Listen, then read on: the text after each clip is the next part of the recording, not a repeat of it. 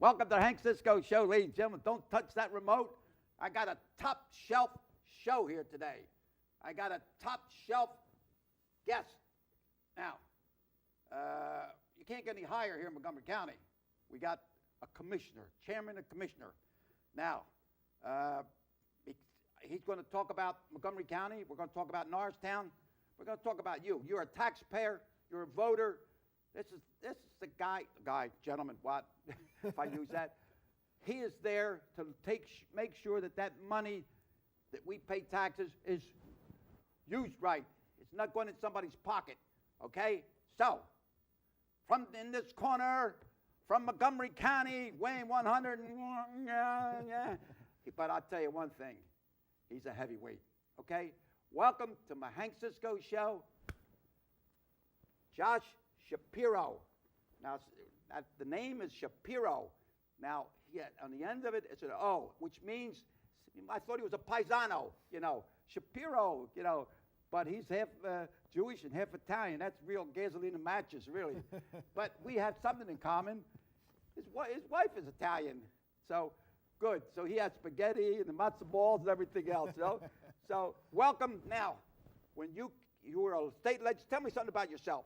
Well, first off, it's great to be with you, Hank, and it's always good seeing you. It's a pleasure, I'll tell you. Thanks for all the work you do in the community. You are right. We have many things in common, but the one important thing we have in common is we both married good, strong Italian American women. Right. So we're very proud of that. Lasagna, pasta bazoo, and everything, right? The best. I live in Abington. I've got 4 young children. 4? 4 young children. Lori and I are a little crazy, but we're also unbelievably blessed. And I've dedicated myself to public service. I served for 7 years in the State House of Representatives before being given this honor of representing all of Montgomery County as chairman of the Montgomery County Commission, where I've been for about 2 years. Yeah, well, I would say, and I'm been around quite a bit. I'm 90 years old. I was a policeman in Norristown. Yes, you were.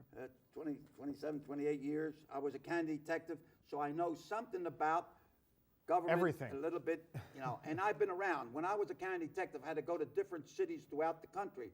And let me tell you, some of the juvenile detention centers, some of the different, Montgomery County is one of the best. You have to go to other counties and see what they don't have and what we do have. Yep. So I want to, I did shake her hand.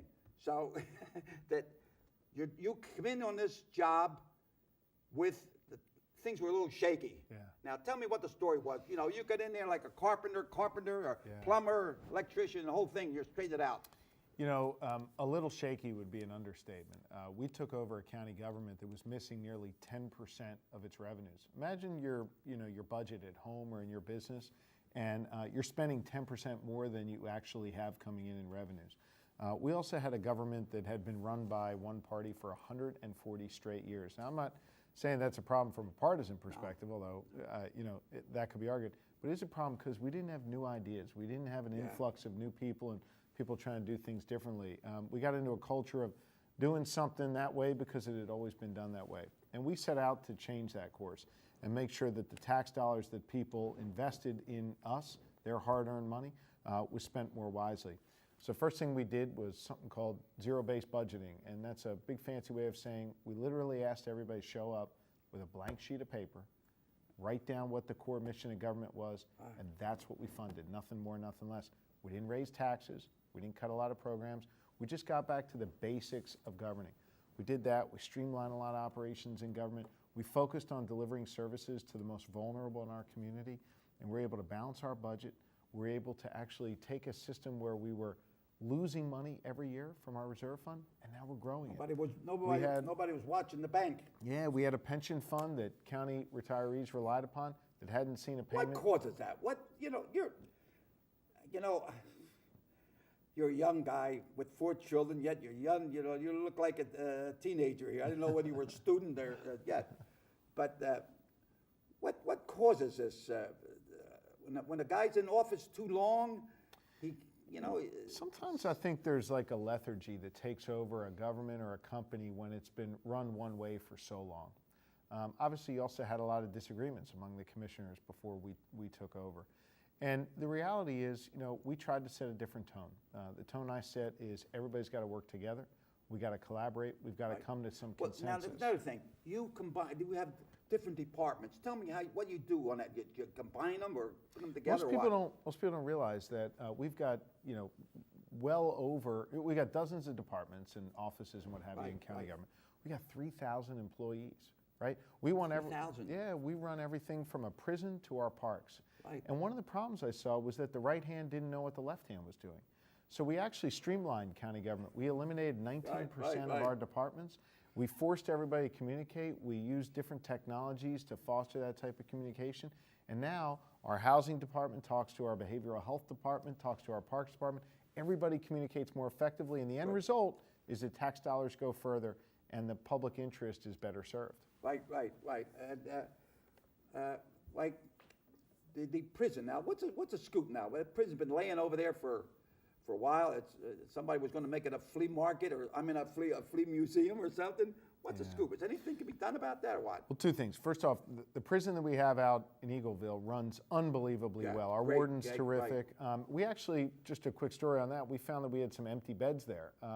And we went out to other neighboring counties and said, look, if you've got an overflow population, we're happy to take your prisoners if you pay us a fee. It's a way for us to generate revenue for our taxpayers by doing something smart. In terms of the old prison, which is what you're talking about, which is actually a historically significant prison that was... That tower up there looks like Gunga Din. Remember the movie Gunga Din? The guy just boom, boom, boom. The guy's shooting up there, It was built by Napoleon Lebrun, who did the Basilica downtown, and also did the courthouse. Very important historically in Norristown. The facade's beautiful. The inside is falling apart. We are working right now with some environmental companies to determine what type of cleanup and remediation needs to go on in there to get rid of lead paint, asbestos, that kind of stuff, so that we can put it in a position where it can be leased up to be something. A restaurant, housing, whatever the case may be. I know when I was a policeman in Norristown and we had to take somebody, I'm telling you, it was a trouble. Yeah. Going up the steps when the guy's struggling, and you're holding on, and not many times, but a couple of times, tumbled down them stairs, Yeah. I remember when that there killer, Smith, remember, he did some murders here and all, and he was the last guy to be electrocuted. Smith, whatever it was, but we had to take him up and down and the steps, and it's dangerous, but now the county facilities you got there, one of the best. Incredible. Yep. Right. Now, all right, let's talk about some of the social agency. I'm concerned because my wife has Alzheimer's, and I have agencies that the county now. Tell me that, and I know that some of them need some help, and I know the state cut down and all that stuff, but tell me, let's start looking at some of that stuff. 20 years ago, I got into public service, first working as an aide on Capitol Hill in Washington, eventually running for the State House and then for county commissioner. Well, you have had experience now. And I got involved because I care about the most vulnerable in our community, and I care about human services and how we deliver it. And one of the things I found when I took office here was, we're spending over $200 million on human services. And they're very inaccessible to people all across Montgomery County, even some people here in Norristown. So we wanted to get the experts who are providing the services and advising about the services out of the office buildings in Norristown, out into the community, partnering better with the outside organizations.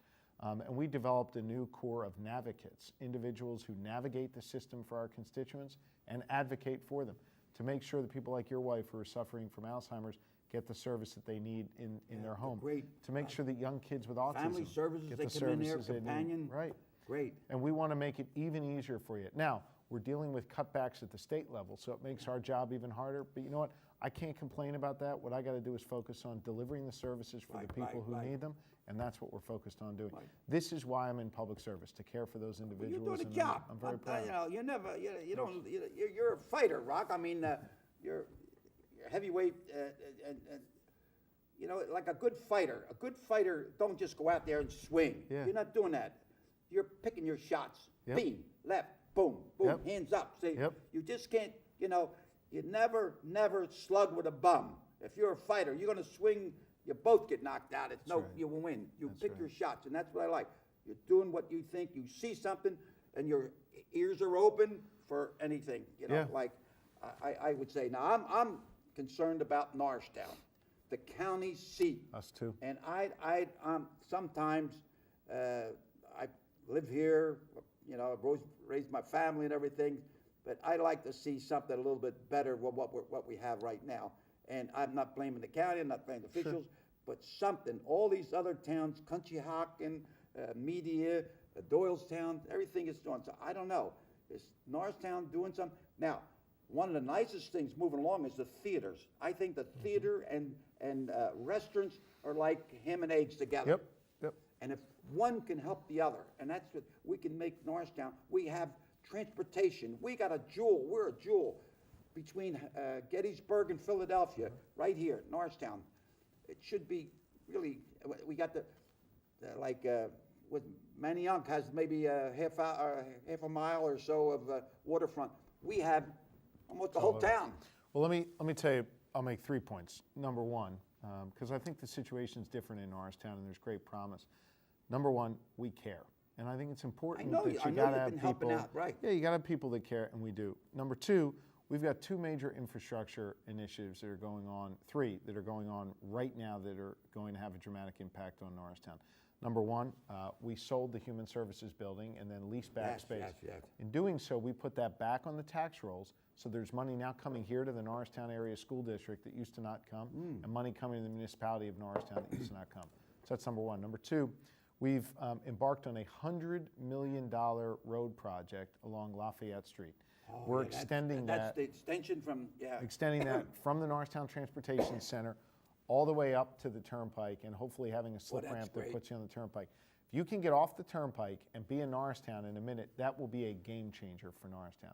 Number 3, we're going to dramatically overhaul 1 Montgomery Plaza, which is going to both help not only our county government and our employees, but do some retail and stuff on the bottom that's going to help in Norristown. And then the third issue that we're focused on is investing in the things that are working here in Norristown. More affordable housing and mixed-use housing, more investment in the arts and culture, as you're seeing with some of the theaters along the way. It's important that we invest in the things that are working and that are creating destinations for people to come to Norristown and live in Norristown. It is a goal of ours to improve upon our county seat, and it's one that we take seriously. Developers, investors, anybody got a little? Do you hear what he's saying? Come to Norristown, look it over. Get some green folding stuff. Get that fish hooks out of your pockets and invest in Norristown. The theater, the restaurants, and everything. We're going to have transportation. We got everything here. The only thing we need is just a little bit. You know what we are. Norristown is a hug without a squeeze, and you're the kind of guy that can make that squeeze. I like to squeeze. I really, no, I'm not kidding now. I'm telling the truth. Okay? Hey, all right, now,